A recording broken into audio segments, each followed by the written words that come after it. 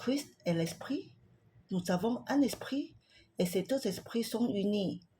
De ce fait, en nous tournant vers notre esprit, en exerçant et en utilisant notre esprit, nous pouvons expérimenter la réalité de tout ce qu'est Christ pour nous.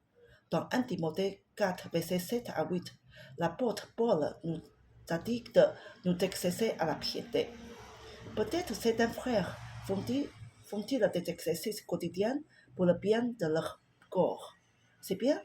Même Paul a dit que l'exercice corporel peut avoir un certain intérêt. C'est bien, jusqu'à une certaine limite.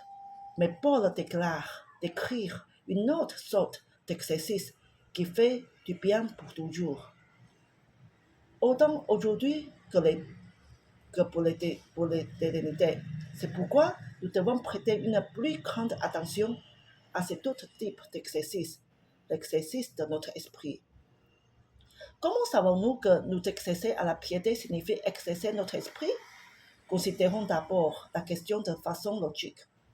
Paul évoque deux types d'exercices. Le premier, c'est l'exercice corporel. Mais le deuxième, c'est quoi?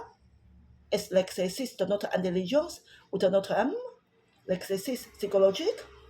Il est clair que nous avons déjà eu suffisamment d'exercices de ce type à l'école primaire, au collège, au lycée et à l'université. Depuis notre plus tendre enfance, nous avons appris à exercer notre intelligence. Nous n'avons que trop bien appris à exercer cette partie de notre être. À part l'exercice du corps et de l'âme, de quel autre type d'exercice avons-nous vraiment besoin? Spontanément, nous devons répondre l'exercice de notre esprit.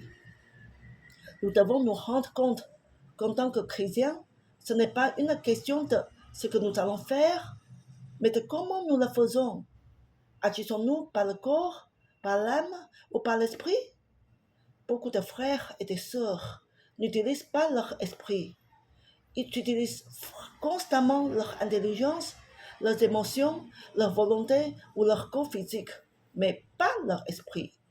Nous prions, nous parlons, nous nous disputons, nous lisons la Bible, nous raisonnons, nous débattons, nous discutons essentiellement par l'exercice de notre âme.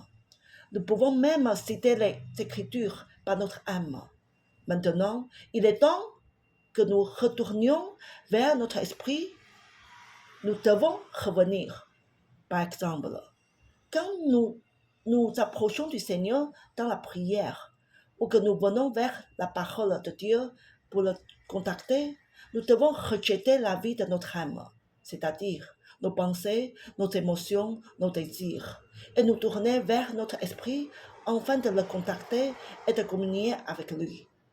Nous ne pouvons jamais rencontrer Dieu en exerçant les facultés de notre âme. Christ est dans notre esprit et non pas notre âme. C'est seulement en utilisant notre esprit que nous pourrons le rencontrer. Bien sûr, nous ne devons pas penser que le Seigneur nous demande à renoncer aux facultés de l'intelligence, de l'émotion et de la volonté. Non, l'intelligence, l'émotion et la volonté ont été créées par Dieu pour qu'elles soient utilisées à sa gloire. Mais ce que demande le Seigneur, c'est que nous renoncions à l'intelligence, l'émotion et la volonté corrompues atomiques comme centre de notre vie, et que nous laissions la vie de Christ dans notre esprit contrôler notre être. Notre intelligence, notre émotion et notre volonté ont été endommagées à tel point que l'homme naturel ne pouvait jamais contacter Dieu ni communier avec lui. Mais l'homme naturel ne reçoit pas les choses de l'Esprit de Dieu. 1 Corinthiens 2, verset 14. C'est pourquoi nous avions besoin de la nouvelle naissance. Jean 3, verset 6 à 7.